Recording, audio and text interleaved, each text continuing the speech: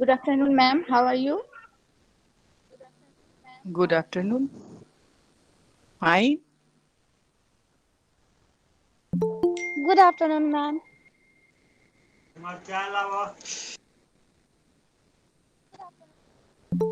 Good afternoon.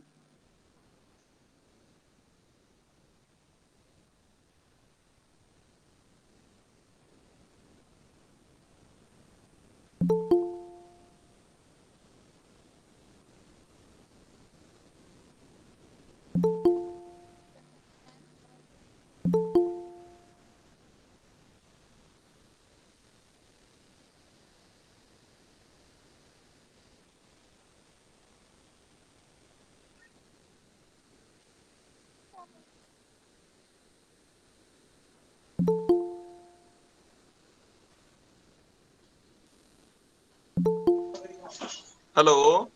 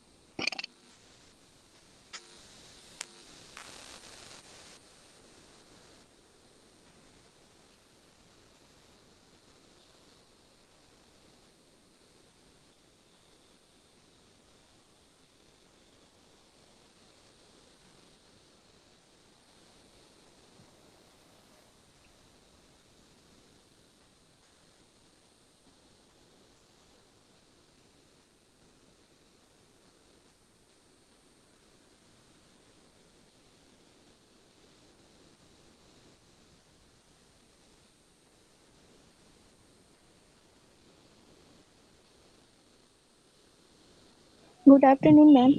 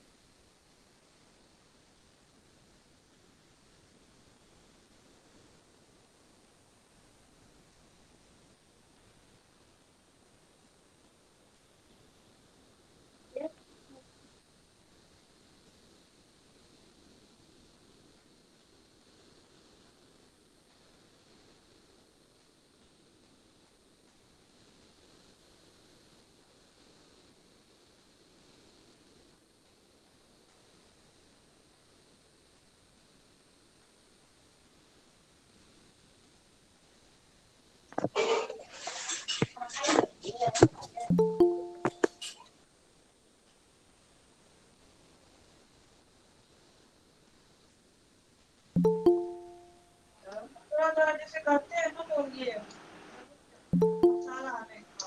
सब चीज दर्द देगा, हल्दी दर्द है, धनिया भी देता जीरा तुमको ठंडा करेगा, मेथी तुरंत देने से गैस नहीं बनेगा, लाल मिर्चा छोड़ के हींग हींग पचाएगा। बस 1 मिनट बाकी है। हाँ प्रणाम सर। प्रणाम। प्रणाम प्रणाम सर। मैडम। चलिए चलिए आप आ गए। सर मैं सरोज चौधरी यहाँ जी। आ चुकी हूँ। जी जी धन्यवाद धन्यवाद। अब मैं Gopi Raman Prasad Singh, coordinator general and environmental studies, dean of social science, head university department of sociology के रूप में आज के रिसोर्स पर्सन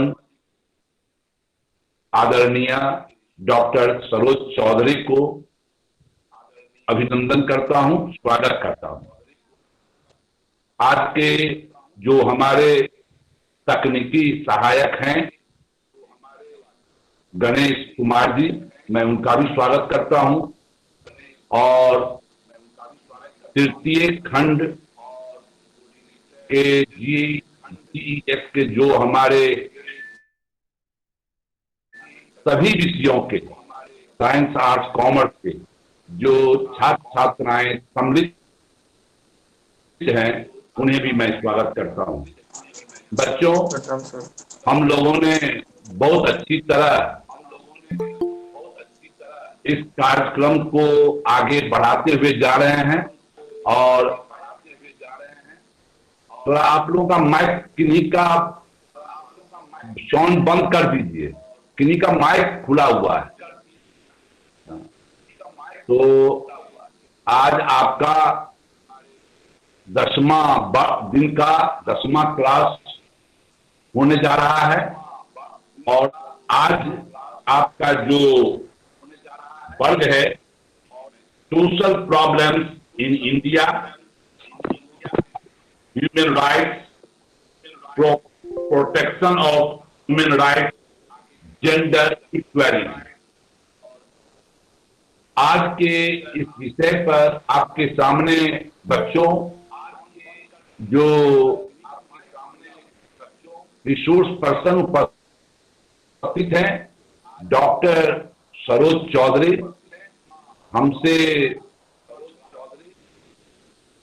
एक क्लास पीजी में जूनियर की बहन के रूप में है और इनसे एक आदरणीय संबंध भी है जो हमारे मित्र के पत्नी है, इस रूप में हमारी आदरणीय हैं। समाज शास्त्र में इनकी अपनी एक पहचान है। ये नागेंद्र झा महारानी कल्याणी कॉलेज लहरियासराय में समाज शास्त्र विभाग के विभागाध्यक्षा हैं। समाज शास्त्र में इनकी अपनी पैठ है। इनका शालीन स्वभाव, विषय के प्रति समर्पण और छात्रों के प्रति लगाव इनकी पहचान है। आप इनके क्लास से आज लाभान्वित होंगे। एक लेखक के रूप में भी ये चर्चित हैं। जिस 10th में कई बार इन्होंने कोर्स मटेरियल डिस्टेंस का तैयार किया है और इसके अलावा भी रिफ्रेशर कोर्स, ओरिएंटेशन कोर्स, लेखन, भारत के स्तर पर पत्र पत्रिकाओं में अपनी पहचान बनाए है। अब मैं आदरणीय डॉक्टर सरोज चौधरी से अनुरोध करता हूं कि वो अपना वर्ग प्रारंभ करें। सर प्रणाम। प्रणाम सर। प्रणाम। और सभी बच्चों को बहुत बहुत आशीर्वाद। सभी बच्चों को बहुत बहुत आशीर्वाद। Thank you ma'am. अब थैंक यू मैम।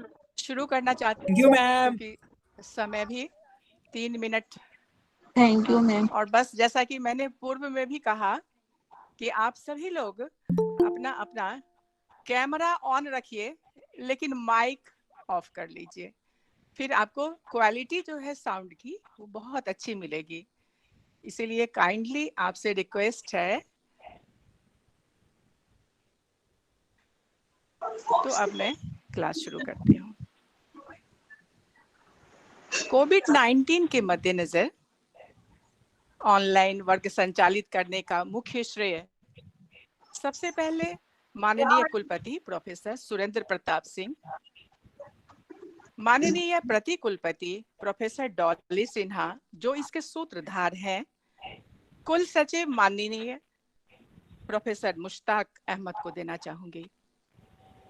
यद्यपि इसकी आवश्यकता हम सभी अध्ययन से जुड़े लोगों ने भी महसूस की थी, परंतु कार्य रूप में लाने का श्रेय कुलपति, प्रति कुलपति तथा कुल सचिव को जाता है। इसके पूर्व हुए लॉकडाउन में भी हम लोगों ने अपने स्टूडेंट्स के लिए ऑडियो एवं पावर पॉइंट प्रेजेंटेशन के माध्यम से व्याख्यान प्रस्तुत किए, जो कि बहुत प्रभावी हुए। स्टूडेंट्स बताते हैं कि उन्होंने बहुत लाभ लिया।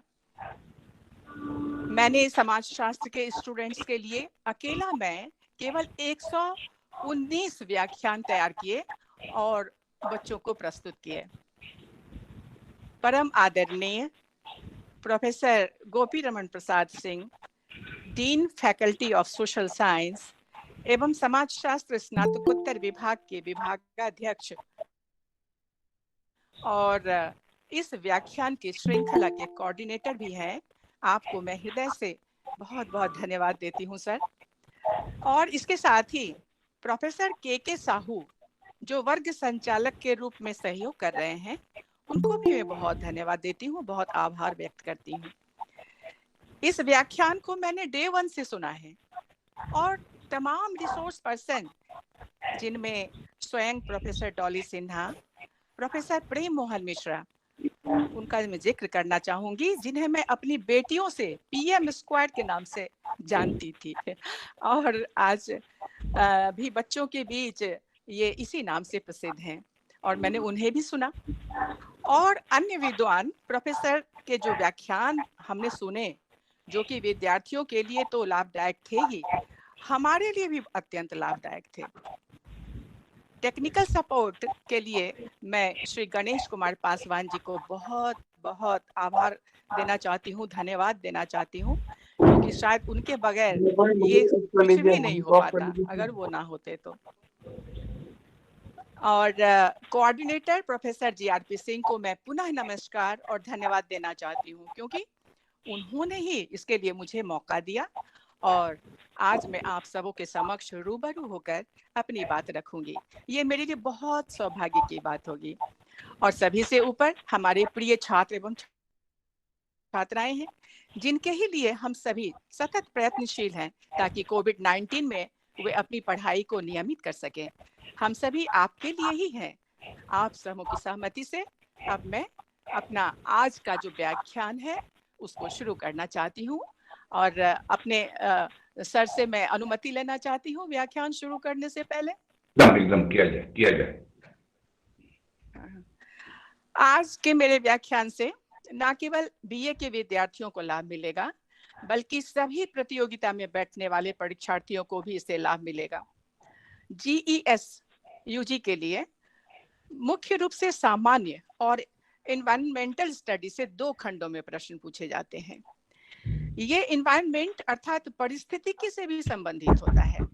मेरे आज के व्याख्यान के कुछ बिंदु हैं, जैसे मैं सबसे पहले वातावरण के बारे में आप लोगों को बताऊंगी, फिर मैं सामाजिक समस्याओं के बारे में आपको बताऊंगी, और उसके बाद मानवाधिकार, और उसके बाद मैं लैंगिक समानता के बारे में व्याख्यान देना चाहूंगी।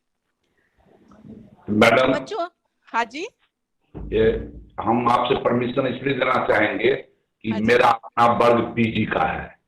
अच्छा, हाँ सर, बहुत बहुत धन्यवाद। मैंने सर बहुत बहुत धन्यवाद। हाँ सर, थैंक यू। अब आप कंटिन्यू। हाँ। देखिए बच्चों, किसी जीव के जो चारों ओर फैली हुई भौतिक या अभौतिक, जैव और अजैव कारकों से निर्मित दुनिया जिसमें वो निवास करता है, उसे ही पर्यावरण या वातावरण अर्थात इन्वायरमेंट कहा जाता है। ये सभी जानते होंगे। पर्यावरण अर्थात परिआवरण। परिआवरण का मतलब होता है हमारे चारों ओर के मंडल। हम मंडल के रूप में भी उसकी व्याख्या करते हैं। तो पृथ्वी के चारों ओर 4 प्रकार के मंडल होते हैं, यानी ओरा, जिसको कि वातावरण या पर्यावरण कहते हैं। पहला जल मंडल यानी हाइड्रोस्फीयर, दूसरा स्थल मंडल यानी लिथोस्फीयर, और तीसरा वायुमंडल यानी एटमॉस्फेयर, तथा चौथा जीव मंडल अर्थात बायोस्फीयर। तो ये सभी जो चारों घटक हैं, यही मिलकर ही किसी जीव के चारों ओर पर्यावरण का निर्माण करते हैं। जितने लोग मुझे सुन रहे हैं, उनमें आप में कुछ समाजशास्त्र के विद्यार्थी भी हैं, और इस नाते जानते ही हैं कि समाजशास्त्र के अंतर्गत हम सामाजिक प्रघटनाओं का अध्ययन करते हैं। मानव का प्रकृति के साथ अनवरत संबंध बना रहता है। पर्यावरण का प्रभाव मनुष्य के व्यक्तित्व पर पड़ता है। हमारे ऊपर अनेक प्रकार के वातावरण का प्रभाव पड़ता है। समाजशास्त्र के क्षेत्र में एक प्रसिद्ध समाजशास्त्री का नाम मैं लेना चाहूंगी। उनका नाम है इमाइल दुर्खिम। उन्होंने अपनी पुस्तक ली सुसाइड में बड़ी सारगर्भित बात कही। उनका कहना है कि समाज में जितनी भी समस्याएं हैं, वो समाज जनित समस्याएं हैं, और उनका समाधान भी सामाजिक तथ्यों में ही खोजा जाना चाहिए। इस प्रकार जनसंख्या वृद्धि, औद्योगिकरण, नगरीकरण, संचार प्रौद्योगिकी के बढ़ते प्रभाव, ये सभी वर्तमान समय की विकट समस्या है। आज आप जानते ही हैं कि प्रकृति का अंधाधुंध दोहन लगातार हो रहा है। क्यों? क्योंकि जनसंख्या पर कोई लगाम ही नहीं रह गया है। वेस्ट मटेरियल अधिक उत्पन्न हो रहे हैं, और वेस्ट मटेरियल का पर्यावरण में उत्सर्जन बढ़ने के कारण पर्यावरण से जुड़ी अनेक समस्याएं आज हमारे सामने उत्पन्न हो गई हैं, जिसका परिणाम आज सभी को भुगतना पड़ रहा है। आप सभी जानते हैं कि 2019 के अंतिम समय से कोरोना महामारी ने समस्त विश्व को चौंका दिया। पिछले 100 वर्षों में ऐसा सुनने और पढ़ने को नहीं मिला कि एक ऐसा वायरस कहने के लिए इतना छोटा है कि अगर इसकी आकृति को जानना है तो मानव के बाल के 900 गुना टुकड़े होने का एक टुकड़ा है, लेकिन इतना शक्तिशाली और इतना प्रभावी है कि एक साथ करोड़ों को अपनी चपेट में ले सकता है। इससे जूझने के लिए संसार के वैज्ञानिक आज भी प्रयत्नशील हैं, और आशा है कि हम जीतेंगे। हमारी धरती पर पर्यावरण से संबंधित पहले से ही बहुत सारी समस्याएं थी, जैसे ग्लोबल वार्मिंग, जलवायु परिवर्तन, ग्रीन हाउस इफेक्ट, अम्लीय वर्षा, ओजोन परत का क्षय होना आदि आदि। मुझे आपको बताना है कि एनवायरनमेंट अर्थात वातावरण से संबंधित समस्याएं व्यक्ति के व्यक्तित्व को अनेक तरह से प्रभावित करते हैं। इस बीच में मैं बच्चों से केवल ये कहना चाहती हूँ कि आप एक कागज और कलम ले लें अवश्य, क्योंकि जो कुछ भी मैं महत्वपूर्ण डेट या फिर कुछ जानकारी देती हूँ उसको अवश्य नोट कर लें। उससे उनको बहुत लाभ मिलेगा, क्योंकि 1 घंटे के ये वर्क में आपका दिमाग इतना कुछ अपने अंदर समावेश नहीं कर पाएगा, इतना नहीं अटा पाएगा। अब मैं संक्षिप्त रूप में समाजशास्त्र की विषय वस्तु पर आती हूँ और भारत में सामाजिक समस्याओं पर भी प्रकाश डालती हूँ। समाजशास्त्र के अंतर्गत सामाजिक समस्या का संबंध गत्यात्मक और परिवर्तन के विषय से संबंधित होता है। जो समाज जितना गत्यात्मक और जितना परिवर्तनशील होगा, उस समाज में उतनी अधिक समस्याएं विद्यमान होंगी। समाज का निर्माण सामाजिक संबंधों, सामाजिक समूहों, सामाजिक अंतःक्रियाओं के कारण ही होता है। समाज का ताना बाना इतना जटिल है कि इसकी एक इकाई में परिवर्तन होने से अन्य इकाइयों पर भी इसका प्रभाव पड़ना शुरू हो जाता है। और जैसा कि आप जानते हैं, समाजशास्त्र विषय का विकास ही समस्या मूलक परिवेश एवं परिस्थितियों का अध्ययन करने एवं इसका निराकरण करने के प्रयासों के रूप में हुआ है। अगर हम मानव समाज के इतिहास का पन्ना पलटें तो कभी भी हमारा समाज सामाजिक समस्याओं से मुक्त नहीं रहा और न ही रहने की संभावना निकट भविष्य में नजर आती है। हम और संपूर्ण देशवासी उन्नति और प्रगति के लिए केवल आर्थिक प्रगति को महत्वपूर्ण मानते हैं, जबकि इसके साथ साथ सामाजिक प्रगति को भी महत्वपूर्ण मानना चाहिए। लोगों के जीवन स्तर में गुणात्मक सुधार दोनों ही प्रगतियों से हो सकेगा। हम अपने सामाजिक समस्याओं को समझें और उन्हें दूर करने के लिए प्रभावी कदम उठाएं। सभी समाज अच्छे और बुरे दोनों को लेकर ही बनता है। पूर्णतया अच्छा या पूर्णतया बुरा कोई भी समाज नहीं होता। अतः प्रत्येक समाज में अच्छे और बुरे दोनों ही प्रकार के तत्वों का होना स्वाभाविक होता है। पर जो बुरे तत्व होते हैं वे आप जानते ही हैं, वे बुरे परिणाम देते हैं, वो बुरे परिणाम उत्पन्न करते हैं और जो सामाजिक समस्याओं को जन्म देते हैं। इस प्रकार हमारे समाज में बहुत सारी समस्याएं हैं। सामाजिक समस्याएं जो कि समाज में विघटन पैदा करती हैं।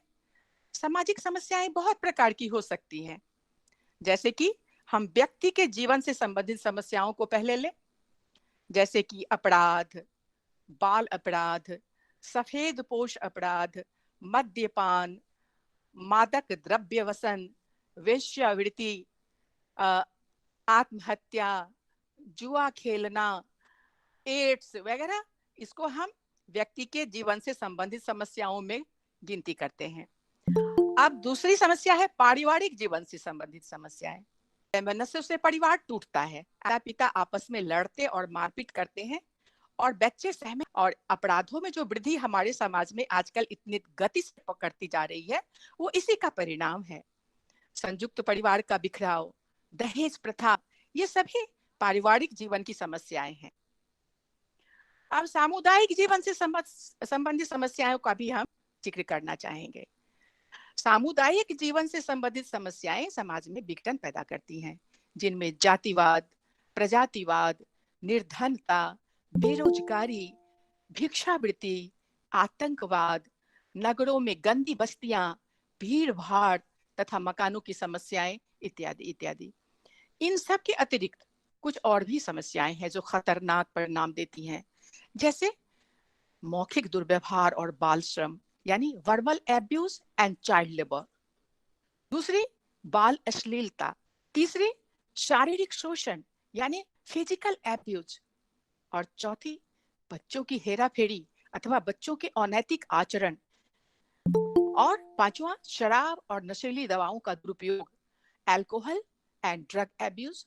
और छठा, बाल तस्करी या व्यापार, चाइल्ड ट्रैफिकिंग। इन सारी समस्याओं की पहली बात यह है कि इनमें अधिकांश समस्याएं बच्चों और महिलाओं से संबंधित है। इसीलिए विकास की योजनाएं महिलाएं एवं बच्चों को केंद्र में रखकर बनाए जाने चाहिए। दूसरी बात की, अनेक समस्याओं की धुरी में असमानता की समस्या है और इसका प्रत्यक्ष संबंध मानवाधिकार से है। कहने को जैसा कि आप जानते हैं कि मानवाधिकार दो शब्दों के योग से बना है, मानव और अधिकार। इसे परिभाषित करना सरल नहीं है, किंतु पूरे विश्व में अधिकारों के हनन की समस्या तो है, इसे नकारा नहीं जा सकता है। मानव में कई स्तर पर भेद किए जाते रहे हैं। भाषा, रंग, मानसिक स्तर, प्रजातीय स्तर, लिंगीय स्तर, सबके आधार पर भेद किए जाते रहे हैं। इन सब के बावजूद अनिवार्यताएं सभी समाज में समान है। यही अनिवार्यता मानव अधिकार है जो एक व्यक्ति को मानव होने के कारण मिलना चाहिए।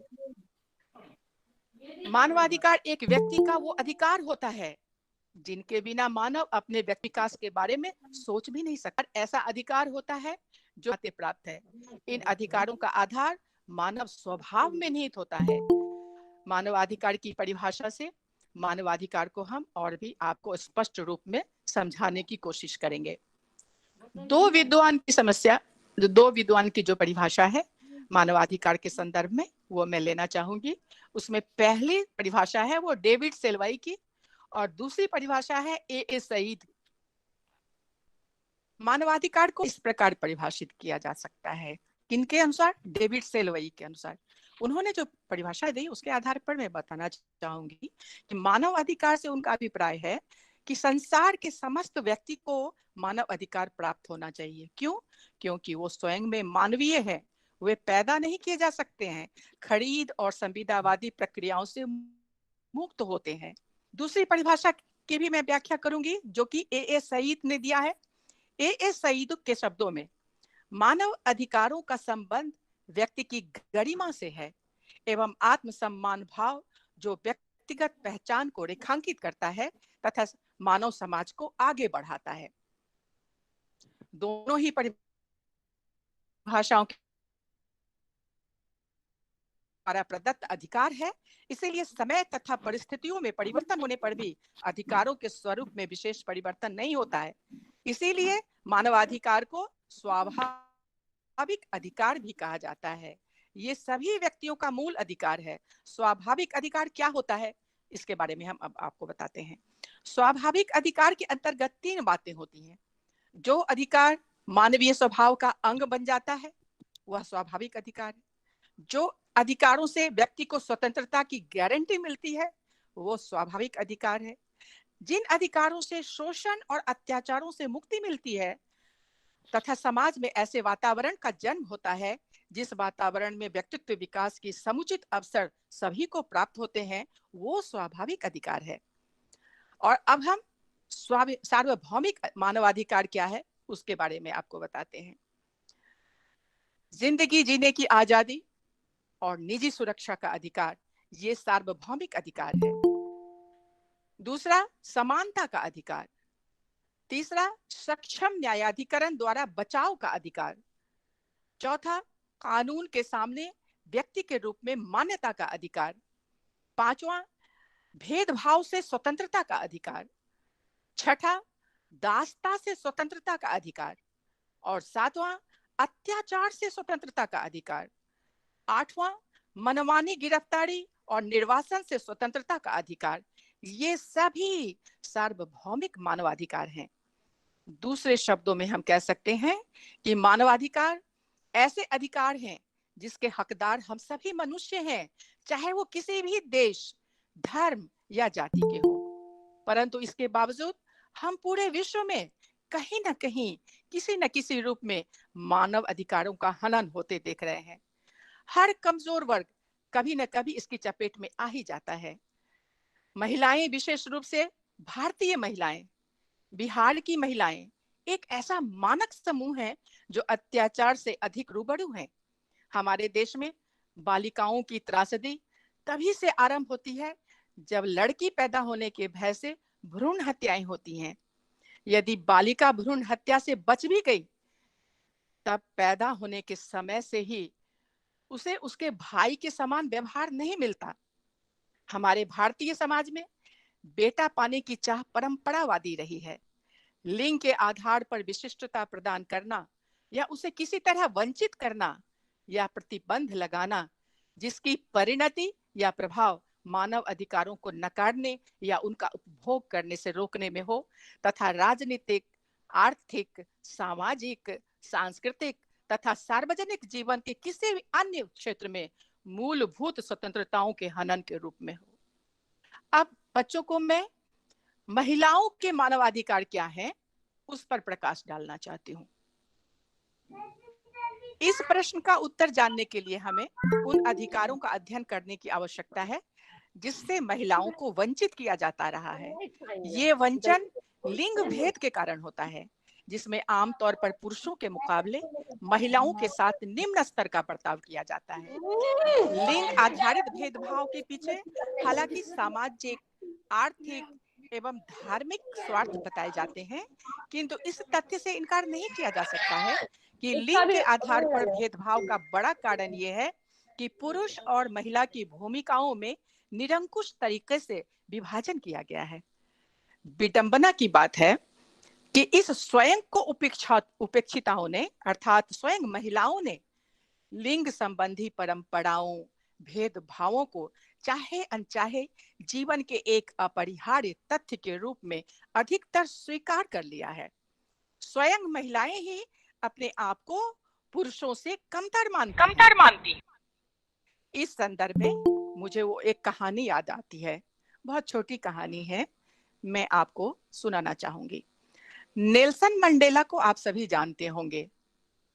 नेल्सन मंडेला की कहानी अफ्रीका के भूतपूर्व ये राष्ट्रपति के रूप में है। जब एक हवाई यात्रा कर रहे थे नेल्सन मंडेला, हवाई यात्रा तो बहुत की उन्होंने, लेकिन जब एक वो विमान में बैठे जिसे उनकी तरह एक काला आदमी, ब्लैक आदमी, वहां भी उजले और काले की लड़ाई है, तो नेल्सन मंडेला ने जबकि वो विमान के चालक को देखा कि वो ब्लैक आदमी यानी जो काला आदमी वो विमान का चालक है, तो वो बहुत डर गए। उन्हें ये भय क्यों हुआ? उन्हें लगा ये अच्छे से नहीं चला पाएगा शायद। जब प्लेन लैंड कर गई तब लोगों ने उनसे इसका कारण जानना चाहा। तो उन्होंने क्या कहा मालूम है? उन्होंने कहा कि उजले लोगों ने उनके मन में इस कदर काले लोगों के लिए कुछ नहीं कर सकने वाले का भय बिठा दिया कि अपनी इतनी सफलताओं के बावजूद उनका आत्मविश्वास जवाब दे जाता है। बिल्कुल यही बात महिलाओं के संदर्भ में भी है। आप देख रही हैं हर क्षेत्र में महिलाएं कितनी तरक्की कर रही हैं, किसी से कम नहीं है महिलाएं। आप देखिए बल्कि ज्यादा हैं। समाज में स्त्रियों के लिए जो ऐसी ऐसी भ्रांतियां लोगों ने अपनी दिलों में समा दी गई हैं, और जब किसी भी क्षेत्र में महिलाओं ने अपनी बुलंदियों का परचम लहरा दिया, तब भी न केवल पुरुष वर्ग बल्कि स्त्रियों का आत्मविश्वास भी डगमगा जा रहा है। इसका कारण क्या है? सुनिए इसका कारण। सिमोन दी बुआ की ख्याति प्राप्त पुस्तक है the Second Sex. Simone de Beauvoir की एक बहुत ही प्रसिद्ध पुस्तक है द सेकेंड सेक्स। इसमें उन्होंने कहा कि स्त्रियां इसलिए स्त्रियां हैं, इसलिए ऐसी हैं कि समाज ने उन्हें ऐसा बनाया। तो चाहे जो भी हो, लेकिन अब समय आ गया है जब शिक्षा की वृद्धि के साथ ही उन्हें स्वीकार करना चाहिए कि इस प्रकार का कोई भी भेदभाव उचित नहीं है। आश्चर्य तो लगता है कि जैसे जैसे महिलाओं की सुरक्षा के लिए नए नए कानून बन रहे हैं और प्रशासनिक उपाय भी किए जा रहे हैं, वैसे वैसे महिलाओं के प्रति अपराधों का जो ग्राफ है वो ऊपर ही चढ़ता जा रहा है। चिंता की बात है कि विविध नियमों एवं कानूनों के बावजूद न्यायिक और प्रशासनिक ढांचा उत्पीड़ित महिला को न्याय नहीं दे पा रहा है। चाहे वो बलात्कार की शिकार महिलाएं हो या दहेज उत्पीड़न की शिकार महिलाएं हो। जब वो अपने विरुद्ध किए गए अन्याय, अत्याचार या अपराध का प्रतिकार करने अथवा न्याय मांगने के लिए सक्रिय होती हैं, तो सबसे पहले परिवार के सदस्य ही उसे हतोत्साहित कर देते हैं, और उसमें भी परिवार की महिला सदस्य ही ज्यादा हतोत्साहित करती हैं। कुछ अपवादों को छोड़कर आमतौर पर पुलिस का रवैया भी अपराध की शिकार महिला के प्रति सहानुभूतिपूर्ण नहीं होता है। वैसे तो महिलाएं हत्या, लूट, चोरी और डकैती जैसी घटनाओं की भी शिकार होती हैं, लेकिन सबसे अधिक जो शिकार जिस अपराध की होती हैं वो बलात्कार, छेड़खानी, शारीरिक मानसिक यातनाएं तथा दहेज हत्याएं, ये ऐसे अपराध हैं जिनकी मार केवल महिलाएं ही झेलती हैं। आप देखेंगे कि जो बलात्कारी पुरुष है उसके प्रति कोई इस तरह का ऐसी भाव नहीं जगता लोगों का कि इसके साथ कुछ ऐसा होना ही चाहिए। इन अपराधों से संबंधित जो आंकड़ों की एकमात्र स्रोत जो है वो पुलिस रिकॉर्ड्स की फाइलें हैं, जिनकी विश्वसनीयता को लेकर अक्सर सवाल उठते हैं। दूर दराज के गांवों, कस्बों, यहाँ तक कि महानगरों में भी कितनी ही महिलाएं जुल्म के साये में अपना दम तोड़ देती हैं। सरकारी आंकड़ों के मुताबिक महिलाओं के विरुद्ध होने वाले अपराधों में लगातार वृद्धि हो रही है। इसके लिए केवल हम ही चिंतित नहीं हैं, सारा विश्व चिंतित है और इसके समाधान भी खोजे जा रहे हैं। अब ये विश्व जो चिंतित है उसके लिए आपको यूएन के बारे में मैं बताऊंगी। यानी संयुक्त राष्ट्र के बारे में बताऊंगी। यूएन वीमेन ये एक संस्था है। इसके अंतर्गत संयुक्त राष्ट्र के वर्तमान महासचिव एंटोनियो गुटेरेस हैं, जो पुर्तगाल के हैं और जिन्होंने 1 जनवरी 2017 को अपना कार्यकाल संभाला। देखिए बच्चों, इसमें ही 3 क्वेश्चन आपके आ गए कि आपको यूएन के बारे में पढ़ना है, तो यूएन वीमेन क्या है, ये प्रश्न पूछेगा। तो उसमें 3 गलत उत्तर और 1 उत्तर सही रहेगा, यानी यूएन वीमेन एक संस्था है। इसके अंतर्गत संयुक्त राष्ट्र के वर्तमान महासचिव एंटोनियो गुटेरेस हैं, जो पुर्तगाल के हैं और इन्होंने 2017 1 जनवरी को अपना कार्यकाल संभाला था। मैं आपको बताऊं कि संयुक्त राष्ट्र का ध्वज भी होता है। आप अगर खोजेंगे तो आपको मिल जाएंगे। इसका मुख्यालय कहाँ है? मैनहट्टन टापू, न्यूयॉर्क नगर, न्यूयॉर्क और संयुक्त राज्य। इसके सदस्य कौन कौन से हैं? 193 देश के जो लोग हैं इसके सदस्य हैं। इसकी अधिकारी भाषाएं क्या है? अरबी, चीनी, अंग्रेजी, फ्रांसीसी, रूसी और स्पेनिश। इसके अध्यक्ष का नाम तो मैंने पहले ही कहा। इसके अध्यक्ष हैं एंटोनियो गुटेरेस और इसका आपको प्रश्न पूछा जाएगा कि यूएन में कितने देशों की सहभागिता होती है, तो आप क्या बताएंगे? यूएन में 193 देश की सहभागिता है। विश्व के लगभग सारे अंतरराष्ट्रीय मान्यता प्राप्त देश इसमें शामिल हैं। इस संस्था की संरचना में आम सभा, सुरक्षा परिषद, आर्थिक व सामाजिक परिषद, सचिवालय और अंतरराष्ट्रीय न्यायालय सम्मिलित है। इसका एक ध्वज है। माइक ऑफ बीच में नहीं प्लीज, बीच में नहीं प्लीज, बीच में नहीं।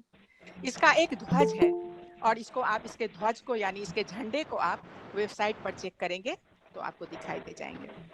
अच्छा, आपको अब मैं यूएन वीमेन की स्थापना के बारे में बताती हूँ। इसकी स्थापना संयुक्त राष्ट्र सुधार एजेंडा के तहत हुई। उसमें लैंगिक समानता और महिला सशक्तिकरण से संबद्ध संसाधनों एवं अधिकार क्षेत्र को एक साथ जोड़ा गया, जिससे इसके ऊपर अधिक असर हो सके। अरे माइक ऑफ कीजिए।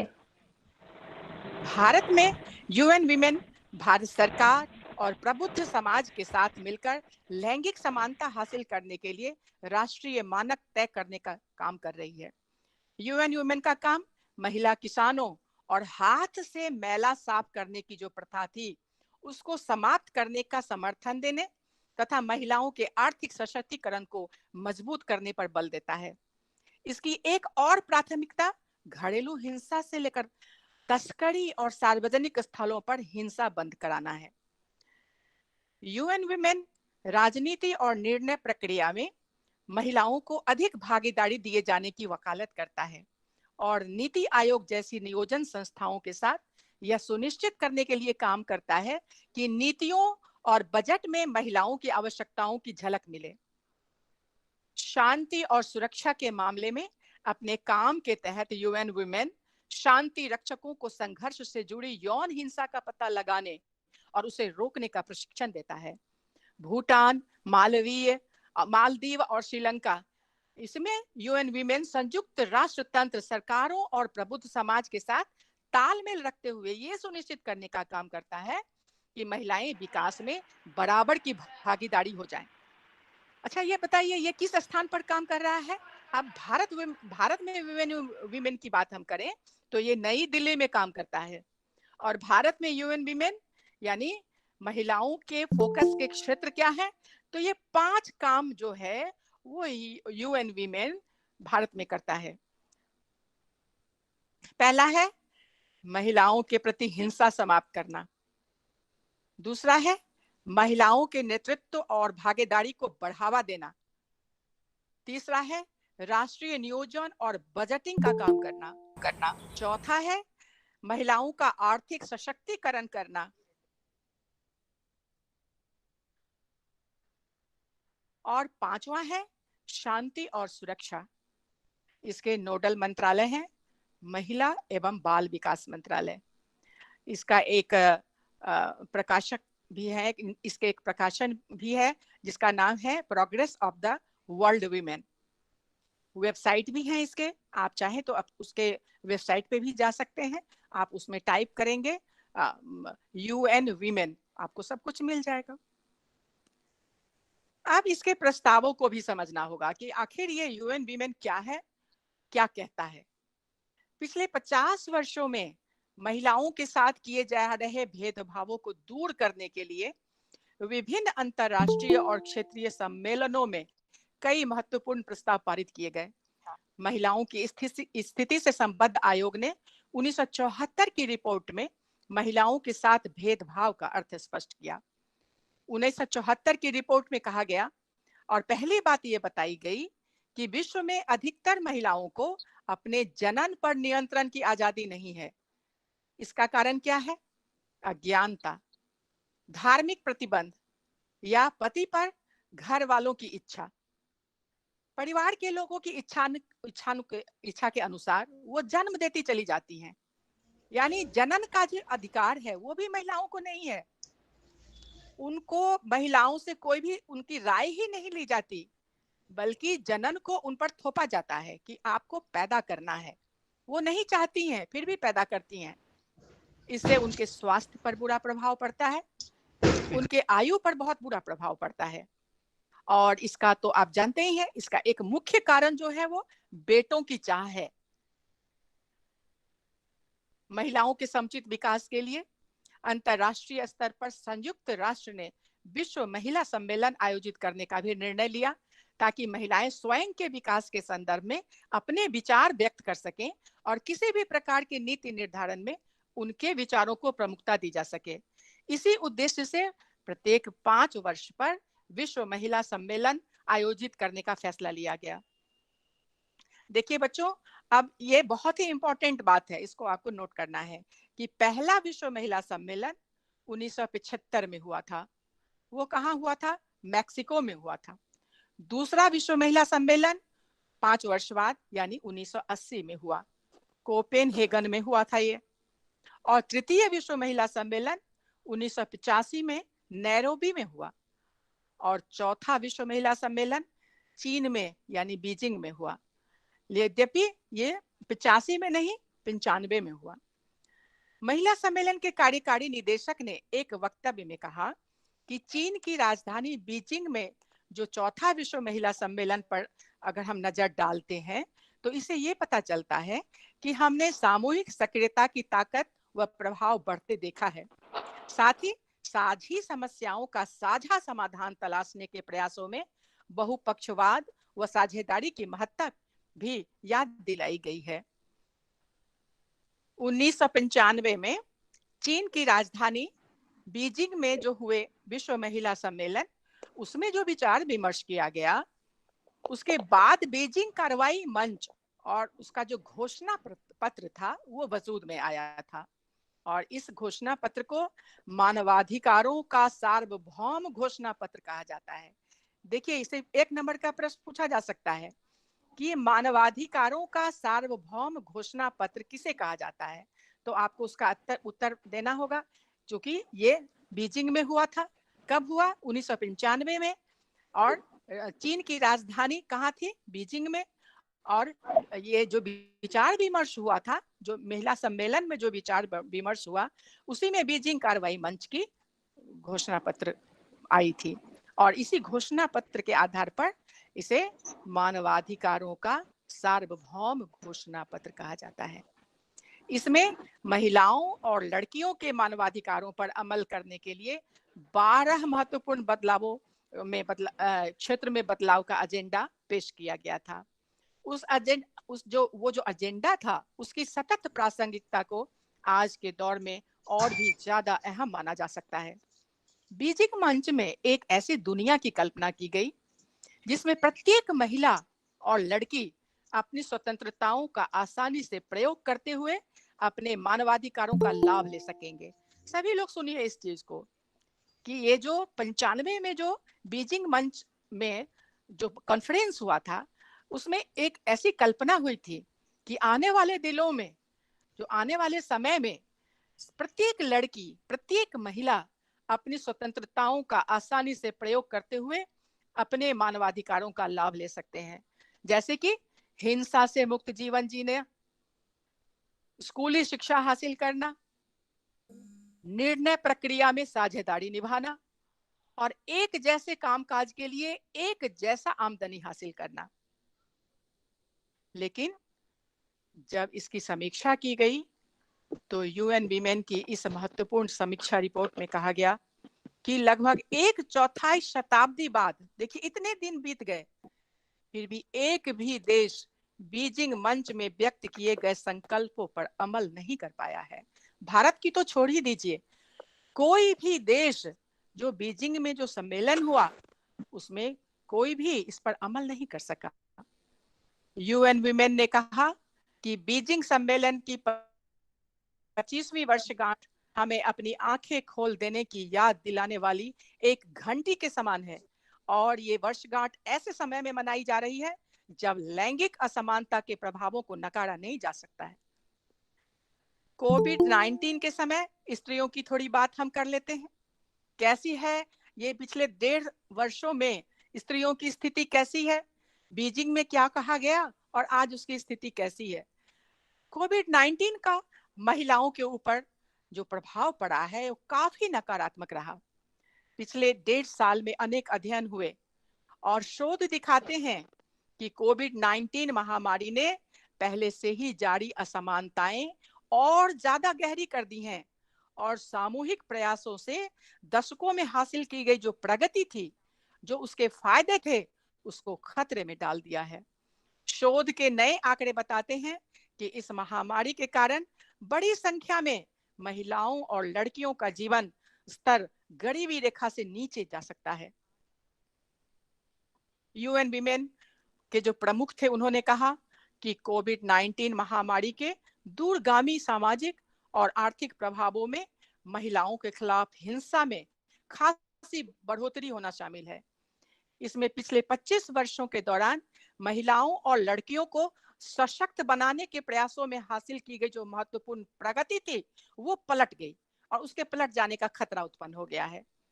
उन्होंने कहा कि कोविड-19 महामारी से निपटने के प्रयासों में महिलाओं के नेतृत्व की असाधारण क्षमता और महत्व सबके सामने है। आप सभी लोगों ने सबने कोरोना वॉरियर्स के रूप में उसकी भूमिका को देखा है।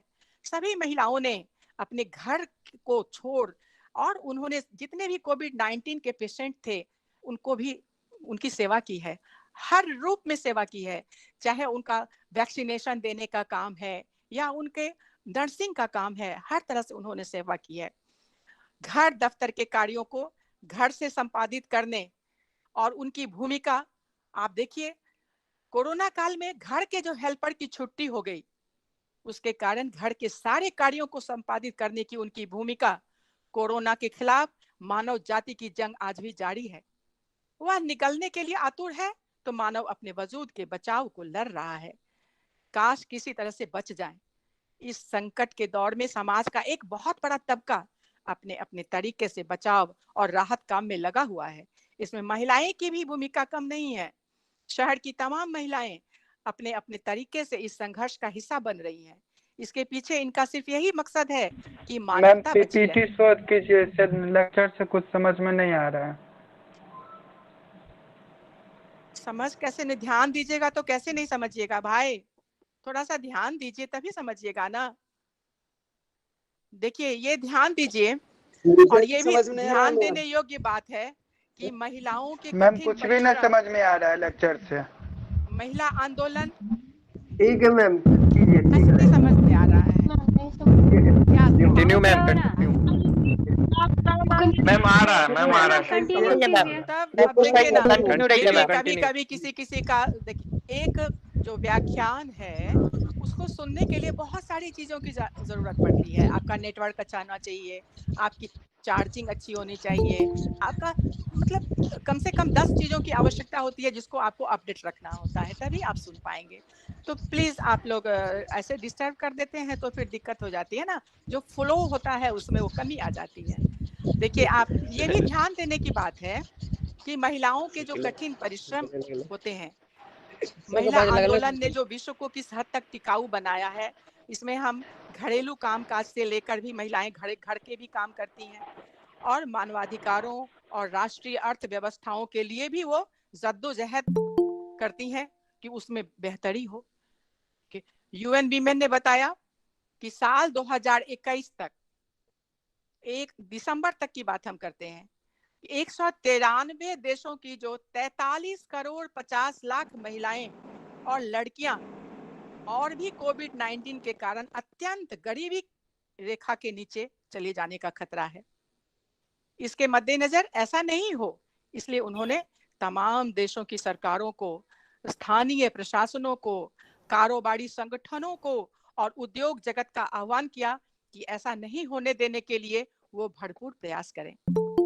रिपोर्ट में यह भी कहा गया कि अब बड़े फेरबदल किए जाने का जरूरत की आवश्यकता है। हमारी दुनिया में जीवन बेहतर बनाने के लिए इस्तेमाल की जाने वाली आर्थिक और नीति सहायताओं में महिलाओं और बच्चों को प्राथमिकता पर रखना होगा, तभी हम विकास की बात कर सकते हैं, नहीं तो बेकार है ये विकास। देखिए, अब हम कुछ और महत्वपूर्ण बात करते हैं और नेतृत्व के महत्व के बारे में आपको बताते हैं।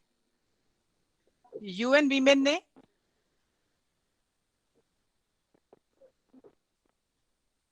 देखिए, आप पहले सुन लीजिए, उसके बाद आपके YouTube पर भी सब है, उसको आप चला के और आप नोट भी कर सकते हैं। Yes ma'am. आप बीए में पढ़ते हैं, बीए के अंतिम वर्ष में हैं, तो कम से कम कहीं भी मेरी बातों में कहीं क्लिष्ट नहीं है, कोई शब्द मेरा बहुत भारी नहीं है, तो आप बीए अंतिम वर्ष में हैं, क्या बात करते हैं।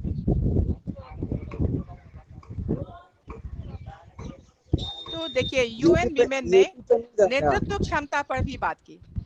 नेतृत्व की क्या महत्ता है, नेता कैसे होने चाहिए, क्योंकि नेताओं की राजनीतिक इच्छा शक्ति काफी बड़ा बदलाव ला सकती है।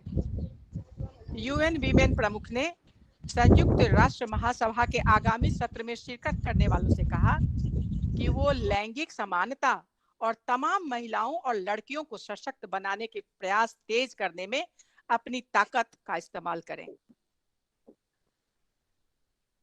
संयुक्त राष्ट्र ने वर्ष 2019 में एक वैश्विक अभियान शुरू किया था, जिसका नाम था जेनरेशन इक्वालिटी।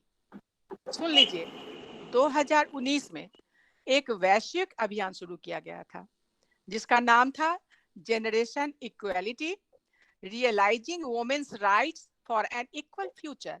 इसका हिंदी में है, समान पीढ़ी एक समानता वाले भविष्य के लिए महिलाओं के अधिकारों को मूर्त रूप देना। इस अभियान में सरकारों से संबंधित सोसाइटी, शिक्षाविदों और निजी सेक्टर के साथ नई संकल्प व नई साझेदारियां शुरू करने का आह्वान किया गया। आपको मैं बताऊं कि बीजिंग सम्मेलन, जिसकी 25वीं वर्षगांठ अक्टूबर, आने वाले जो अक्टूबर महीने हैं, उसमें मनाए जाने के उच्च स्तरीय बैठक मनाए जाएंगे। इस महासभा के अध्यक्ष आयोजित कर रहे हैं और समस्त देशों को एक लैंगिक रूप से समान दुनिया बनाने की दिशा में उठाए गए कदमों और संकल्पों के बारे में जानकारी इस मीटिंग में पेश करने का मौका मिलेगा। यूएन महिला संस्था की प्रमुख ने कहा कि हम सभी को 1995 में विश्व द्वारा महिलाओं और से पक्का करना होगा। हम सभी को बीजिंग सम्मेलन की मिशन भावना से प्रेरणा लेकर पीढ़ियों और सेक्टरों के साथ नई साझेदारियां बनानी होंगी, जिनके जरिए महिलाओं व विश्व की खातिर एक संगठित बदलाव के लिए इस मौके का सदुपयोग किया जा सके।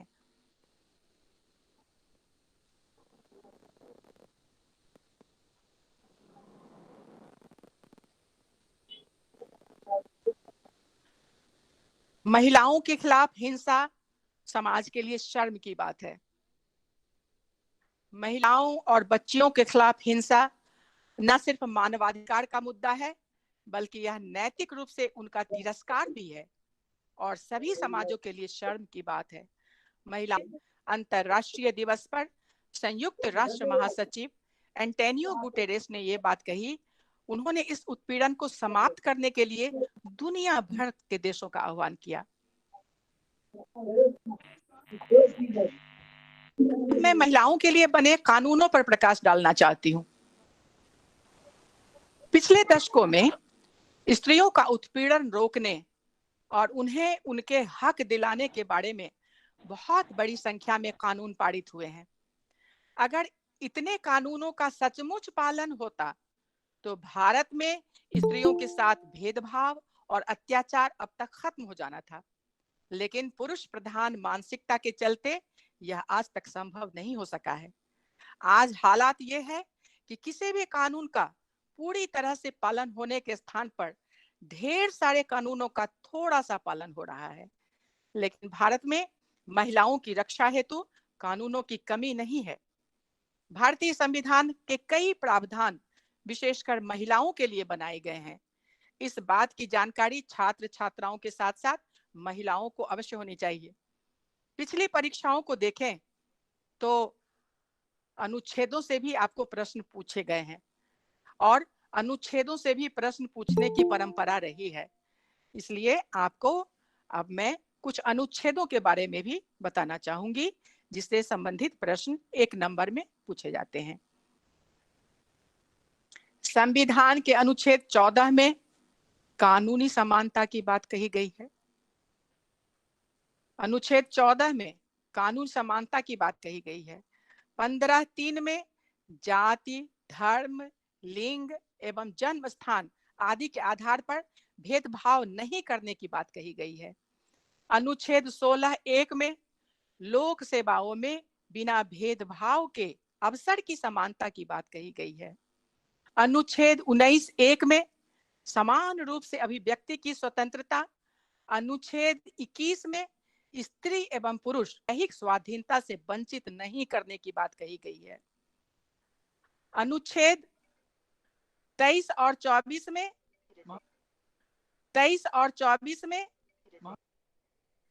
अनुच्छेद 23 और 24 में समान रूप से प्राप्त करने की बात कही गई है। अनुच्छेद 25 से 28 में धार्मिक स्वतंत्रता दोनों को समान रूप से प्रदत्त होने की बात कही गई है। अनुच्छेद 29 से 30 में शिक्षा एवं संस्कृति के अधिकार की बात कही गई है। अनुच्छेद 32 में संवैधानिक उपचारों के अधिकार की बात कही गई है। अनुच्छेद 39(घ) में पुरुषों एवं स्त्रियों दोनों को समान कार्य के लिए समान वेतन का अधिकार देने की बात कही गई है। अनुच्छेद 40 में पंचायती राज संस्थाओं में संविधान संशोधन के माध्यम से आरक्षण की व्यवस्था की बात कही गई है। अनुच्छेद 41 में बीमारी और अभाव की दशाओं में सहायता पाने का अधिकार की बात कही गई है। अनुच्छेद 42 में महिलाओं हेतु प्रसूति सहायता प्राप्ति की व्यवस्था की बात कही गई है। अनुच्छेद 47 में पोषाहार, जीवन स्तर एवं लोक स्वास्थ्य में सुधार करना सरकार का दायित्व है, ये दर्शाया गया है।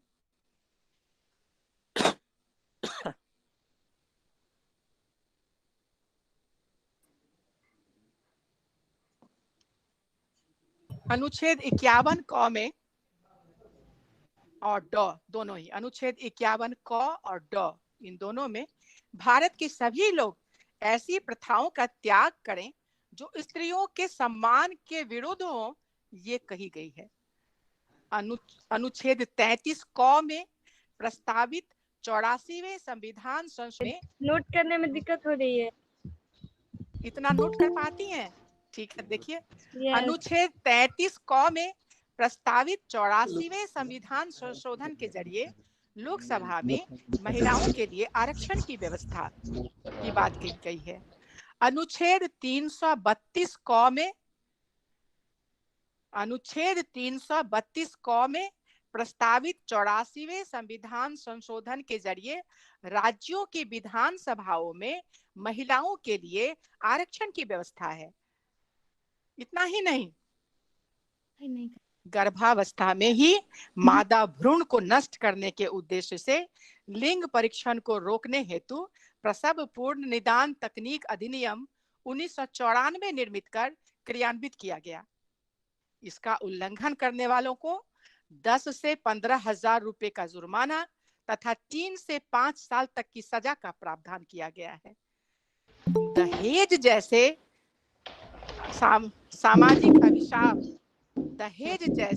सामाजिक अभिशाप से महिला को बचाने के उद्देश्य से 1961 में दहेज निषेध अधिनियम बनाकर क्रियान्वित किया गया। वर्ष 1966 समय के अनुकूल बनाया गया। विभिन्न संस्थाओं में कार्यरत महिलाओं के स्वास्थ्य लाभ के लिए व्यवस्था की गई। संविधान के अनुच्छेद 42 के अनुकूलन करने के लिए 1961 में प्रसूतिधा अधिनियम पारित किया गया। इसके तहत पूर्व में 90 दिनों का प्रसूति अवकाश मिलता था, लेकिन अब 135 दिनों का अवकाश मिलने लगा है। महिलाओं को पुरुषों के समतुल्य समान कार्य के लिए समान वेतन देने के लिए समान पारिश्रमिक अधिनियम 1976 पारित किया गया, लेकिन दुर्भाग्यवश आज भी अनेक महिलाओं को समान कार्य के लिए समान वेतन नहीं मिलता है। शासन ने अंतरराज्यीय 1979 पारित करके विशेष नियोजनों में महिला कर्मचारियों के लिए पृथक शौचालय एवं स्नान गृहों की व्यवस्था करना अनिवार्य किया है। इस प्रकार ठेका श्रम अधिनियम 1970 द्वारा यह प्रावधान रखा गया है कि महिलाओं से एक दिन में आप मात्र 9 घंटे के ही कार्य ले सकते हैं। भारतीय दंड संहिता कानून महिलाओं को एक सुरक्षात्मक आवरण प्रदान करता है ताकि समाज में घटित होने वाले विभिन्न अपराधों से वे सुरक्षित रह सकें। भारतीय दंड संहिता में हत्या, आत्महत्या, दहेज, मृत्यु, बलात्कार, अपहरण आदि को रोकने का प्रावधान है। उल्लंघन की स्थिति में गिरफ्तारी एवं न्यायिक दंड व्यवस्था का उल्लेख इसमें किया गया है। अब कुछ आप प्रावधानों को देखिए। भारतीय दंड संहिता अंतर्गत सार्वजनिक स्थान पर बुरी बुरी गालियां देना और अश्लील गाना बजाना, ये जो सुनने पर स्त्रियों को बुरा लगे, ये 294 धारा के अंतर्गत इसको दंडनीय माना गया है। धारा 304 बी के अंतर्गत किसी महिला की मृत्यु उसके विवाह होने के दिनांक से 7 वर्ष की अवधि के अंदर उसके पति या पति के संबंधियों द्वारा दहेज संबंधी मांग के कारण क्रूरता या प्रताड़ना के फलस्वरूप सामान्य परिस्थितियों के अलावा हुई हो, अर्थात विवाह के 7 वर्ष के अंतर अगर किसी स्त्री की मृत्यु होती है तो उसे संदेह के घेरे में लेने चाहिए। समझ रही हैं? इस तरह से धारा 306 के अंतर्गत किसी व्यक्ति द्वारा किए गए कार्य के दुष्प्रेरणा के फलस्वरूप की गई आत्महत्या, धारा 313 के अंतर्गत महिला की इच्छा के विरुद्ध गर्भपात कराना, धारा 314 के अंतर्गत गर्भपात कराने के उद्देश्य से किए गए कृत्य द्वारा महिला की मृत्यु हो जाना, धारा 315 के अंतर्गत शिशु जन्म को रोकना या जन्म के पश्चात उसकी मृत्यु के उद्देश्य से किया गया ऐसा कार्य जिससे मृत्यु संभव हो, धारा 316 के अंतर्गत सजीव नवजात बच्चे को मारना, धारा 318 के अंतर्गत किसी नवजात शिशु के जन्म को छुपाने के उद्देश्य से उसके मृत शरीर को गाड़ना अथवा किसी अन्य प्रकार से निराकरण करना, 354 धारा के अंतर्गत महिला की लज्जाशीलता भंग करने के लिए उसके साथ बल प्रयोग करना, धारा 363 के अंतर्गत विधि पूर्वक संरक्षण से महिला का अपहरण करना, धारा 364 के अंतर्गत हत्या करने के उद्देश्य से महिला का अपहरण करना, धारा 366 के अंतर्गत किसी महिला को विवाह करने के लिए विवश करना या उसे भ्रष्ट करने के लिए अपहरण करना, धारा 371 के अंतर्गत किसी महिला के साथ दास के समान व्यवहार करना, धारा 372 के अंतर्गत वेश्यावृत्ति के लिए 18 वर्ष से कम आयु की बालिका को बेचना या भाड़े पर देना, धारा 373 के अंतर्गत वैश्यावृत्ति आदि के लिए 18 वर्ष से कम आयु की बालिका को खरीदना। धारा 376 के अंतर्गत किसी महिला से कोई अन्य पुरुष उसकी इच्छा एवं सहमति के बिना या भयभीत कर, सहमति प्राप्त कर अथवा उसका पति बनकर या उसकी मानसिक स्थिति का लाभ उठाकर या 16 वर्ष से कम उम्र की बालिका के साथ उसकी सहमति से दैहिक संबंध स्थापित करना या 15 वर्ष से कम आयु की लड़की के साथ उसके पति द्वारा संभोग कोई पुलिस अधिकारी, सिविल अधिकारी, प्रबंधन अधिकारी, अस्पताल के स्टाफ को कोई व्यक्ति गर्भवती महिला 12 वर्ष से कम आयु की लड़की जो उसके अभिरक्षण में हो अकेले या सामूहिक रूप से बलात्कार करता है, इसे विशिष्ट श्रेणी का अपराध माना जाकर विधान में इस धारा के अंतर्गत कम से कम 10 वर्ष की सजा का प्रावधान है।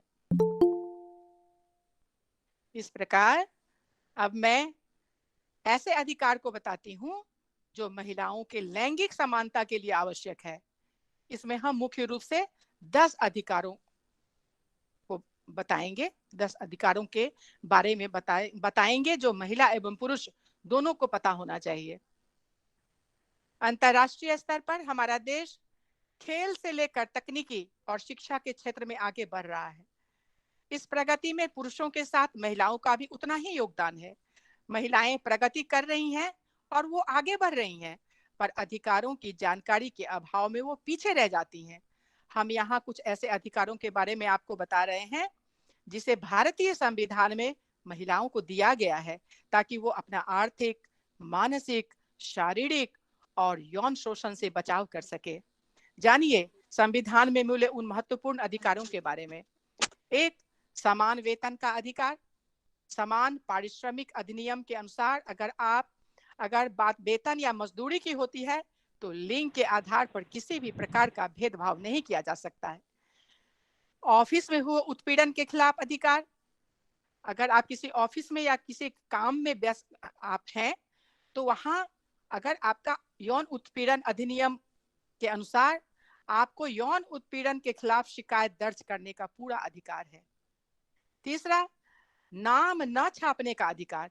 अगर आपकी इच्छा होगी तो आप अपने नाम को छिपा सकते हैं। यौन उत्पीड़न की शिकार महिलाओं को नाम न छापने देने का अधिकार है।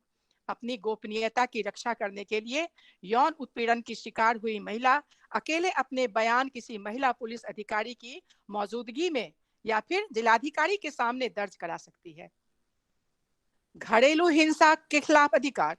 ये अधिनियम पुरुष, मुख्य रूप से पति, पुरुष लिव इन पार्टनर या रिश्तेदारों द्वारा एक पत्नी, एक महिला लिव इन पार्टनर या फिर घर में रह रही किसी भी महिला जैसे माँ या बहन पर की गई घरेलू हिंसा से सुरक्षा करने के लिए बनाया गया है। आप या आपकी ओर से कोई भी शिकायत दर्ज करा सकता है। 5वां, मातृत्व संबंधी लाभ के लिए अधिकार। मातृत्व लाभ कामकाजी महिलाओं के लिए सिर्फ सुविधा नहीं बल्कि ये उनका अधिकार है।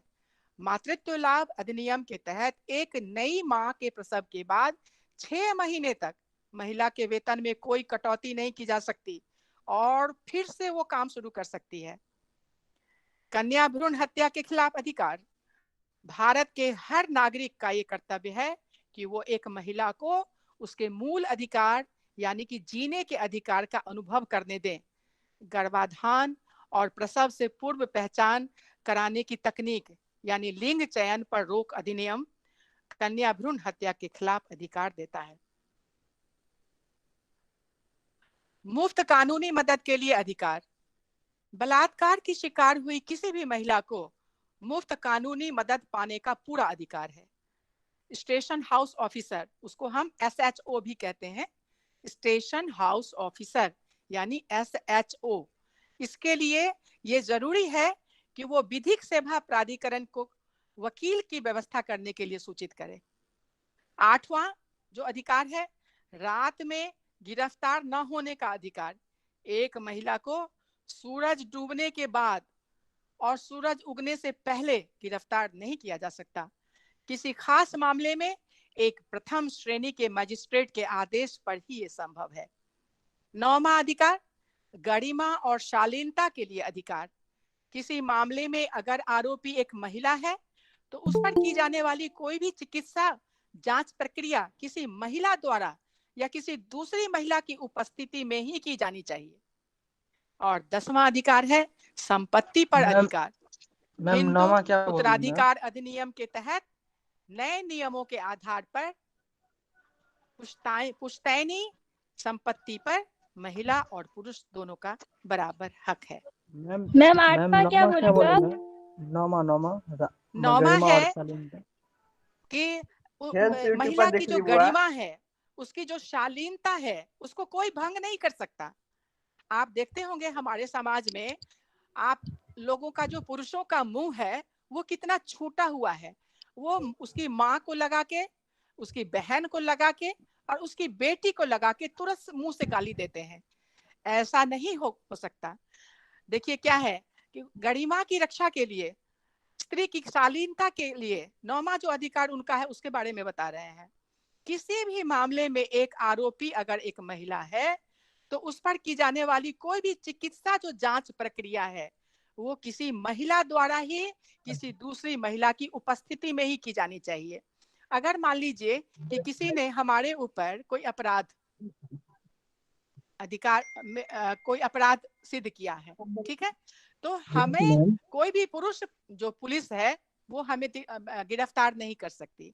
यानी किसी भी महिला जो कि जिसे गिरफ्तार करना है तो पुरुष उसको हाथ तक नहीं लगा सकता, उसे कोई महिला पुलिस ही हाथ उसको गिरफ्तार कर सकती है।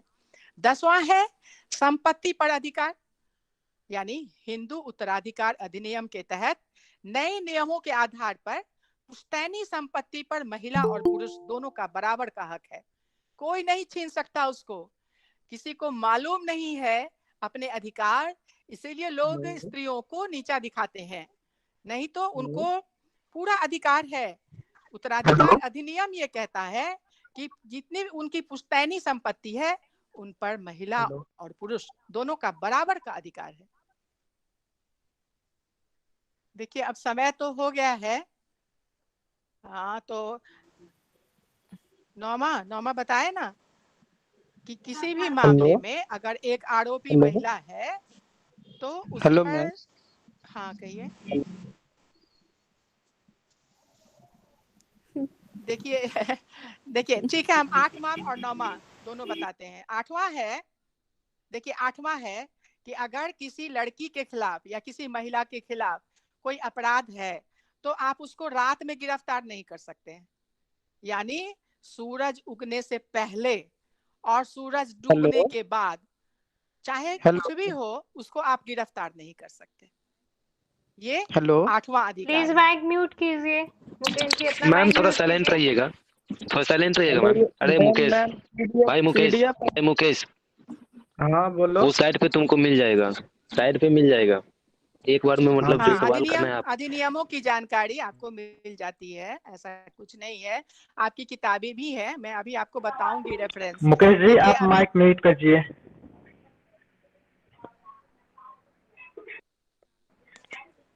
जी मैम आप बोलिए। मेरी आवाज आ रही है बच्चों? मेरी आवाज आ रही है? जी मैम। अब मैं देखिए टाइम बहुत हो गया है, हाँ, इसीलिए अब मैं बहुत ज्यादा नहीं आपको बता पाऊंगी, फिर बाद में जो क्लास होगा उसमें बताऊंगी। घरेलू हिंसा अधिनियम तो आपको मालूम है 2005 में बना है।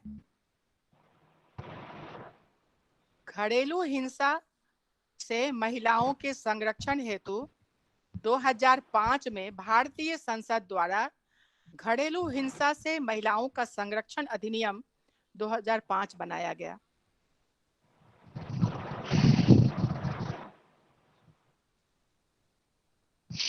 और कार्यस्थल पर महिलाओं का लैंगिक उत्पीड़न, ये मैंने बता ही दिया है।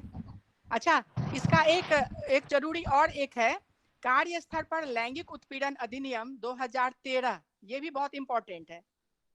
लैंगिक उत्पीड़न ये अधिनियम 9 दिसंबर 2013 में प्रभाव में आया था।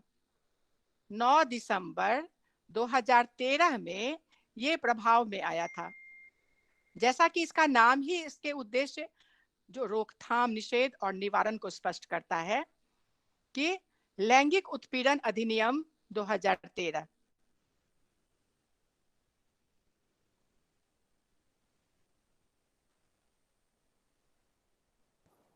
मैम हाँ सफेद देखिए पोस्ट अपराध इसमें क्या है? अब चूंकि अब 1 घंटा से भी ज्यादा समय होने जा रहा है। मैम सफेद पोस्ट अपराध क्या होता है?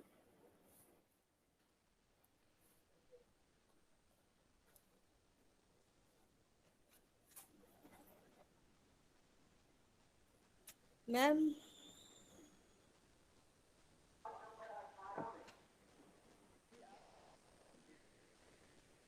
बस अब मैं 5 मिनट में अपनी बात समाप्त करती हूँ, आप लोग थोड़ा ध्यान से सुन लेंगे। हाँ हाँ प्लीज। देखिए आपको मैं बताऊं कि अधिनियमों के बारे में आपको अगर खोजेंगे तो मिल जाता है, ऐसा कुछ नहीं है। आप सभी कानून है वो आपको अधिनियमों की जानकारी आपको मिल जाती है। अब देखिए अब हम आपको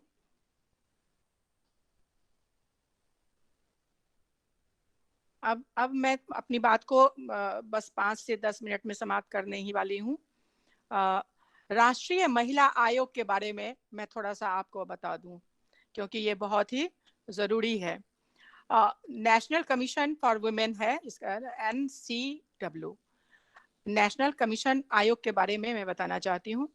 और राष्ट्रीय महिला आयोग जो है वो महिलाओं की शिकायतों के निवारण के लिए तथा नीतिगत मामलों पर सरकार को सलाह देने के लिए खाली रोमांटिक जनवरी 1992 में बनाई गई। ये आयोग 31 जनवरी 1992 में गठित की गई थी भारत में। कार्यकाल की शुरुआत 3 फरवरी 1992 में हुई। देखिए इसका एक चार्ट है, जैसे कि मान लीजिए ये जो महिला आयोग है इसकी शुरुआत जो हुई थी, सबसे पहला जो इनके अध्यक्ष थे, इसके पहले जो अध्यक्ष थे वो जयंती पटनायक थी। ये भी आपको 1 नंबर के प्रश्न में पूछा जाता है कि राष्ट्रीय महिला आयोग की पहली अध्यक्ष का नाम इनमें से कौन है। तो 3 गलत रहेगा, 1 सही रहेगा। क्या बताया मैम? कौन थी हाँ अभी पहले? बता रहे हैं। मेरी आवाज सुन रही हैं आप? या देखिए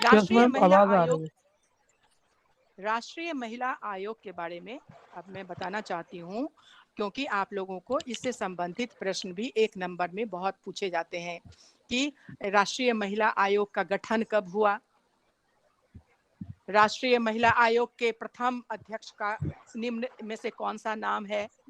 तो आपको ये भी एक फटाफट नोट कर लीजिए। पहली जो महिला आयोग की अध्यक्ष हैं जिनका नाम है जयंती पटनायक। पहली महिला आयोग के अध्यक्ष का नाम है जयंती पटनायक। ये तो आपको मालूम ही है, ये तो आपको मालूम ही है कि ये जो है महिला आयोग का गठन केंद्र सरकार की ओर से होता है और राज्य सरकारों की ओर से भी राज्य महिला आयोग का गठन किया जाता है।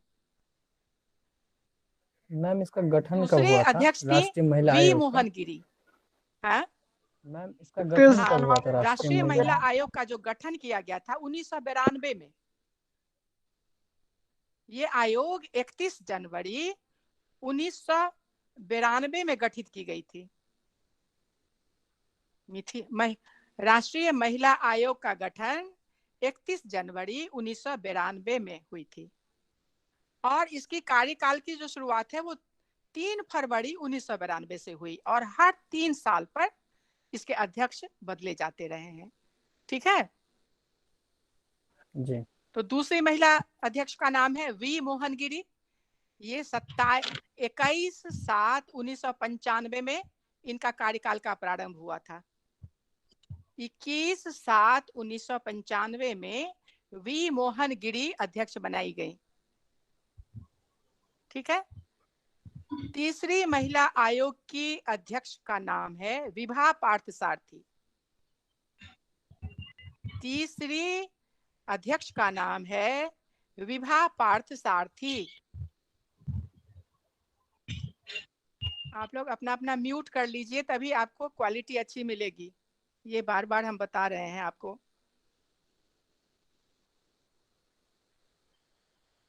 तीसरी महिला आयोग की अध्यक्ष का नाम विभा पार्थसारथी है।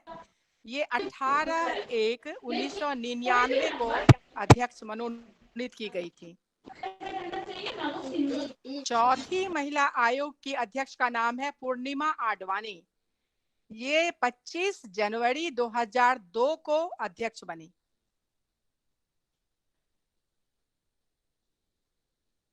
चौथी कौन है मैम? पूर्णिमा आडवाणी। ये 25 जनवरी 2002 को इनके अध्यक्षीय कार्यकाल प्रारंभ किया गया था। फिर देखिए, गिरिजा व्यास आई 5वीं अध्यक्ष के रूप में। हाँ, गिरिजा व्यास आई 5वीं। ये 5वीं अध्यक्ष के रूप में गिरिजा व्यास का कार्यकाल था 16/2/2005 में। मैम 16 क्या बोले? ऐसा मिल जाएगा, आप केवल समझ लीजिए, तारीख नोट कर लीजिए।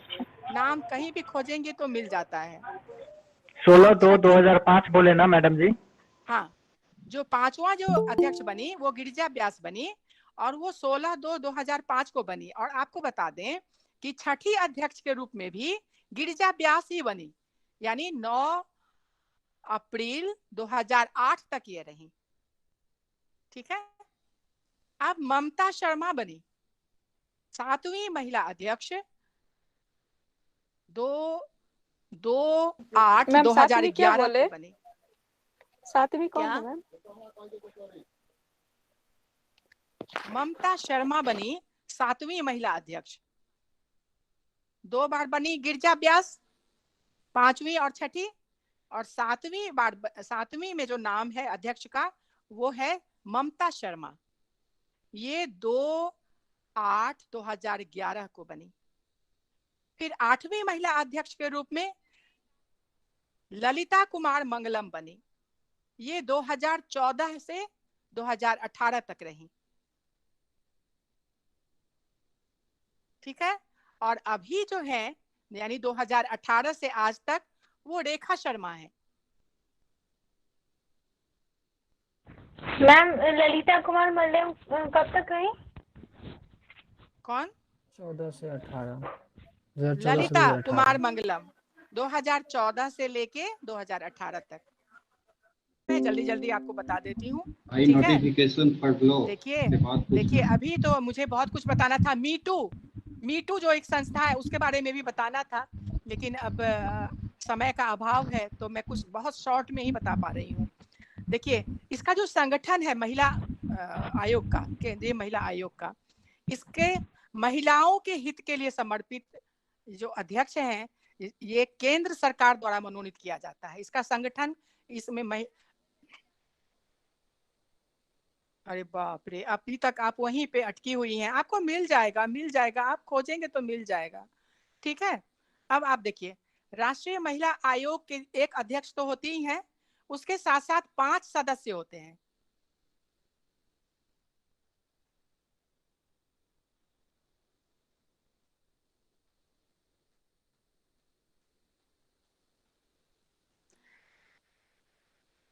राष्ट्रीय महिला आयोग के सदस्यों की संख्या 5 होती है। इनका कार्य महिलाओं के हितों के लिए संवैधानिक और कानूनी संरक्षण की समीक्षा करना होता है। इनका और भी कार्य है, जैसे सुधारात्मक वैधानिक उपायों की समीक्षा करना। राष्ट्रीय महिला आयोग का कार्य शिकायतों के सुधार की सुविधा प्रदान करता है। इसके साथ ही इनका कार्य महिलाओं को प्रभावित करने वाले सभी नीतिगत तथ्यों पर सरकार को सलाह देना भी होता है। अब देखिए, अब हम सब तो बिहार में रहते हैं, तो आप थोड़ा सा बिहार राज्य महिला आयोग को भी समझ लीजिए। बिहार राज्य महिला आयोग, यानी उसको हम BSWC कहते हैं, Bihar state women commission. Bihar state women commission, आपको बता दूं, साउथ बेली रोड पटना में बिहार राज्य महिला आयोग का दफ्तर है। इसके अध्यक्ष समेत सभी 7 सदस्यों के कार्यकाल 31 अक्टूबर 2020 को समाप्त हो चुके हैं। बिहार राज्य महिला आयोग की अंतिम अध्यक्ष दिलमणि मिश्रा रही हैं। यहाँ लगभग 70-80 शिकायतें प्रत्येक दिन आती हैं।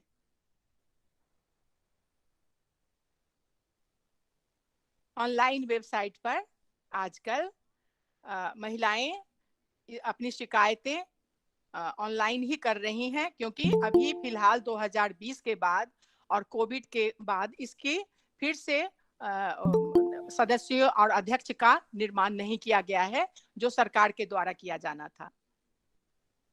अब आपको सभी को मैं ये निवेदित करती हूँ कि अगर मेरे व्याख्यान से आप कोई प्रश्न पूछना चाहेंगे तो मेरा मोबाइल नंबर आपको उपलब्ध हो जाएगा। इसके साथ साथ संदर्भ की भी बात मैं कर लूं कि मैंने जो भी आपको पढ़ाया है वो किन किन पुस्तकों के अध्ययन से पढ़ाया है, कैसे वेबसाइट के अध्ययन लिए हैं, ये भी मैं बताना चाहूंगी। देखिए, पर्यावरण और अनुवांशिकी नामक चैप्टर से मैंने पर्यावरण के बारे में अध्ययन किए। दूसरा, पर्यावरण और सामाजिक स्वच्छता के बारे में पद्म भूषण डॉक्टर बिंदेश्वर पाठक की पुस्तक का अध्ययन किया मैंने, और फिर मैं आपको कुछ बता पाई। तीसरा, गोपी रमन प्रसाद सिंह की पुस्तक का भी मैंने अध्ययन किया, पर्यावरण एवं स्वच्छता से संबंधित। चौथा, मानवाधिकार और महिलाओं के अधिकारों के संबंध में मैंने स्वयं अपने निर्देशन में डॉक्टर संजय पासवान के शोध कार्यों से कई संदर्भ और संबंधित साहित्यों के अध्ययन किए। पांचवा, महिलाएं एवं उनके कानूनी अधिकार नामक शीर्षक से भी शोध संपन्न किए गए हैं। डॉक्टर मिहिर कुमार झा इसके शोध छात्र रहे हैं, मैंने उसका भी अध्ययन किया। फिर मैं आपको बताया महिलाओं के अधिकारों से संबंधित जानकारियां मैंने अपनी बृहद शोध परियोजना, जो कि यूजीसी के द्वारा वित्त प्रदत्त परियोजना थी, और मेरा विषय था नारीवाद के संदर्भ में महिलाओं के आंदोलन का समाजशास्त्रीय अध्ययन, और इसके project fellow doctor Manishankar Jha रहे हैं। और मैंने इसमें से भी इस प्रोजेक्ट को बनाने के क्रम में बहुत सारी किताबें, जैसे मैंने सिमोन द बोवार की किताबों का जिक्र किया, द सेकेंड सेक्स, या बहुत सारी किताबों का मैंने इसके अंतर्गत अध्ययन किया। इसके साथ संदर्भ के लिए भी मैंने वेबसाइट का सहयोग लिया है। अब आप लोगों को कुछ भी पूछना है तो आप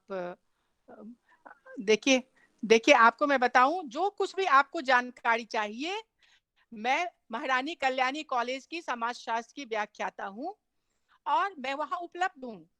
मेरा एक मोबाइल नंबर भी आपके पास है और आप आराम से कोई भी प्रश्न मुझे पूछ सकते हैं। मैम नंबर दीजिए, लिख लीजिए। हेलो जी। 79 बताइए 79 0313 0313 78 78 10। मैम एक बार रिपीट कीजिए। Thank you ma'am, thank you. 79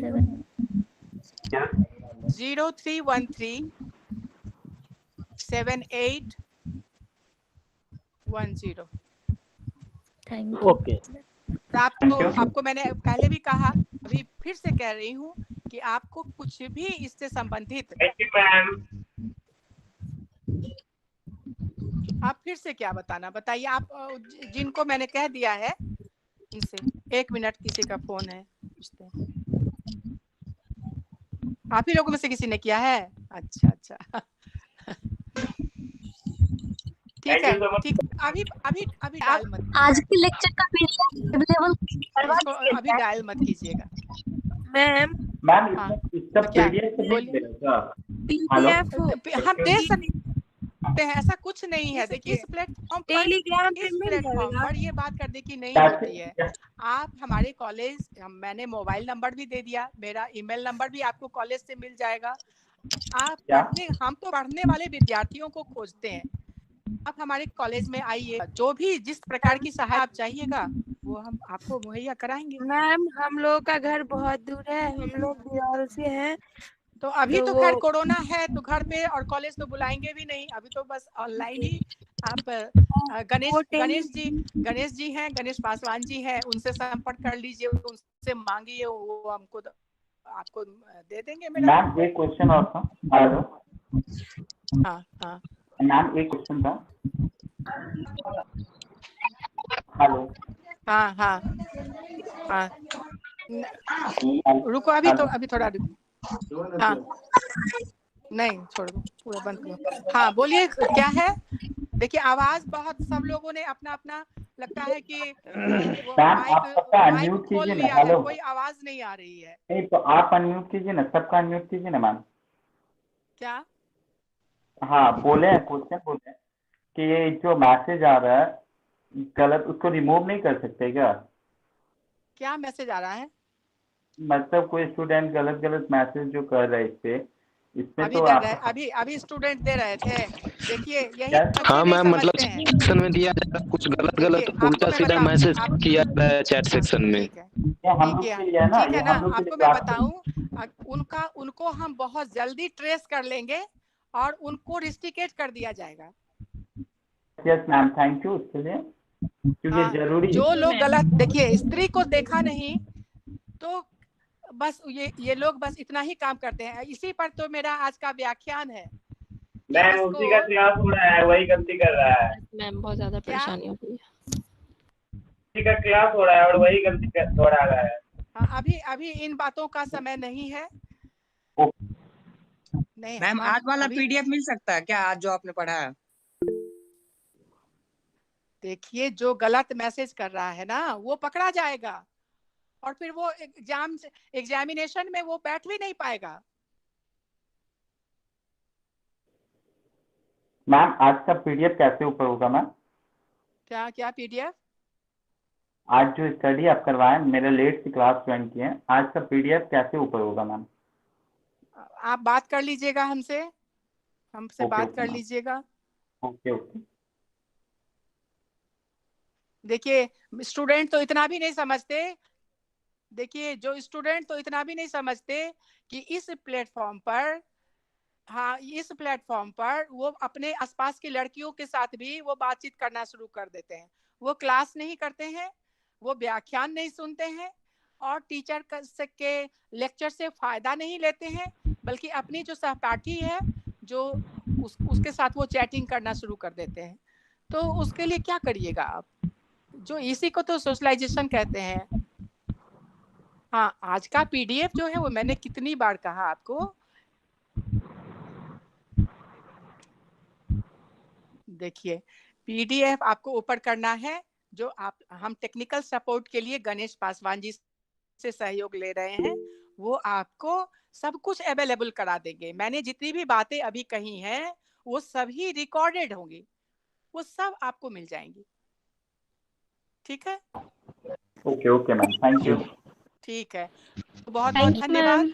आप बहुत थैंक यू मैम। धन्यवाद। Thank you ma'am. Thank you.